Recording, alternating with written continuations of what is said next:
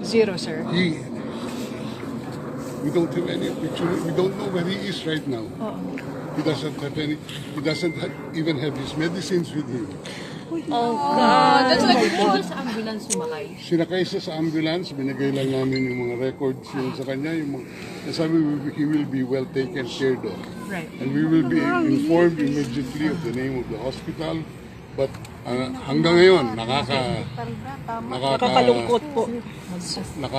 nakakalungkot ganito ginagawa nila. So, Sec, what's the next step? What are the plans? We are going back to the ICC and ask them where he is right now.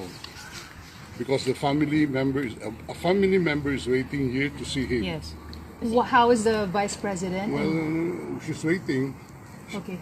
And I would assume the president would want to see one of the members of his family. Yes. So, Sec, the Vice President wants to see him. Is there a schedule for her visit now? That's what we are arranging, but we're at a loss where he is right now. Okay. So, how about you, sir? Alis muna pa ba kayo? Alis ako dito. Hindi, pinapalabas nga kami. Oh.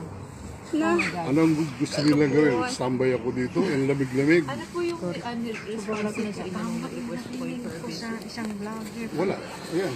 Wala daw, no, request for a visit dito.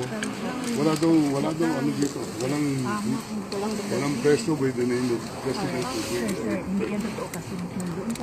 Mamaya na. Pero sir, the embassy said that you're allowed a visit. Ano kayang pinagmumulan nun? Hindi, ano yan, right ng accused yan na Opo. to be by counsel. May schedule sila Thursday, so parang definite.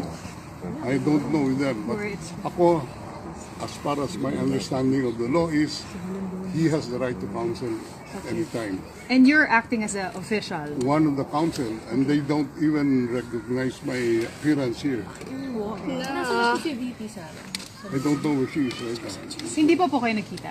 Nag-usap lang kami sa telepono, pero wala pang until. So, Alright. tapos na. Okay. I have an- Thank you, sir. Thank you, sir.